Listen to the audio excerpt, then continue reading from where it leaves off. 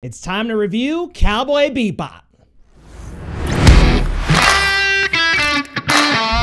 So Netflix just recently adapted the Cowboy Bebop anime to live action, and it debuts this Friday, but the big question is, does it live up to the anime and the source material? Well, I'm gonna get to that in a second, but let's start out with what actually works about the Cowboy Bebop 2021 Netflix live action adaptation. Say that 5 times fast, y'all. What works for it though is that its main characters are really well portrayed. I gotta give it to the main cast. John Cho as Spike, Daniela Pineda as Faye, and then Mustafa Shakur as Jet. They all do a really good job bringing their own energy to a role from the anime characters, but also really still keeping the personalities of their anime counterparts. So there's this nice blend of a little bit of a new take on an old character. So I like what they're doing there. And another thing that really works is some of the story is condensed down, and while there is some involvement from characters that maybe don't need to be involved, there's still a nice, tighter, more cohesive story. And it's got this really cool action style where the shots are angled and they try to give it this more pulpy anime-like look. Really works out for it. So the main characters, the pulpy anime look, the tighter story does a cool job with these qualities, but what doesn't quite work about the Cowboy Bebop reboot? So while I was saying that story was a little tighter because we're condensed to 10 episodes, unfortunately, some characters get a little more screen time than they need.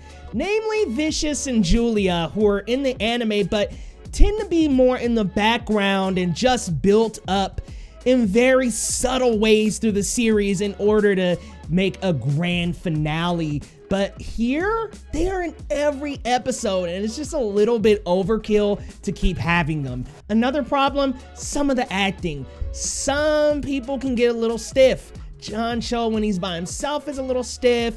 Jet Black can get a little bit overacty. And Vicious, the antagonist of the series, very over the top and not really in a good way sometimes. We get these weird over deliveries that just are so unnecessary.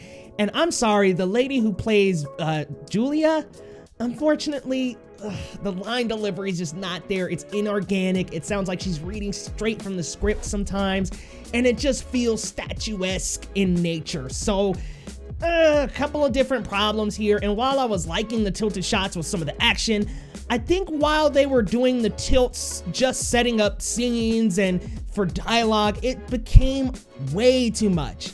Like, I'm okay with like a nice tasteful tilt, but when it's like every other shot is a tilted angle, it becomes a little bit jarring. There's not enough Ein, the dog. There's not enough of a certain character that I can't mention, but there's just, there's a myriad of problems, but it does do a great job of getting its main characters good and still going on some of the Bebop adventures that we're so used to. So the question that was asked earlier in the video was, does it live up to the anime? And while it has a myriad of problems, it does. It is an acceptable adaptation, much better than things like Death Note or we won't mention this one, Dragon Ball Evolution. Oh man, that will set off a fire, okay? But seriously, it is one of the better anime adaptations, and I think it is a step in the right direction, and future adaptations will be better than this because Netflix has One Piece on the way and Yu Yu Hakusho, so there's a lot of anime live action adaptations, whether we like it or not. But guys, let me know your thoughts down in the comments. What did you think about Cowboy Bebop?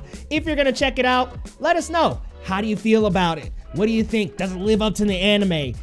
Let's be real here. The anime is one of the best of all time, so it's definitely not gonna top it, but does it live up? Let us know your thoughts and be sure to subscribe, and we will see you next time.